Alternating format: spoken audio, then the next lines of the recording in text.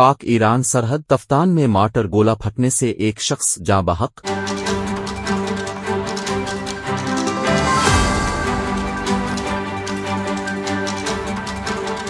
जाँ बहक होने वाले शख्स की मैयत आबाई गांव रवाना कर दी गई। पाक ईरान सरहदी शहर तफ्तान में मार्टर गोला फटने से एक शख्स जाँ बहक हो गया। असिस्टेंट कमिश्नर तफ्तान के मुताबिक मार्टर गोला रूसी साख्ता था, जो यकमच के रिहायशी अब्दुलनबी वलद अब्दुल कादिर को सरहदी इलाका के करीबी पहाड़ों से मिला था। तफ्तान सिविल इंतजामिया ने मजीद बताया कि मार्टर गोला खोलने की कोशिश के दौरान धमाके से फट जाने के बाइस यकमुच का रिहायशी शदीद जख्मी हो गया। जख्मी शख्स अस्पताल मुंतकिली के दौरान जख्मों की ताब न लाते हुए चल बसा। तफ्तान सरहदी हुक्काम के मुताबिक जाँ बहक होने वाले शख्स की मैयत आबाई गांव यकमच रवाना कर दी है।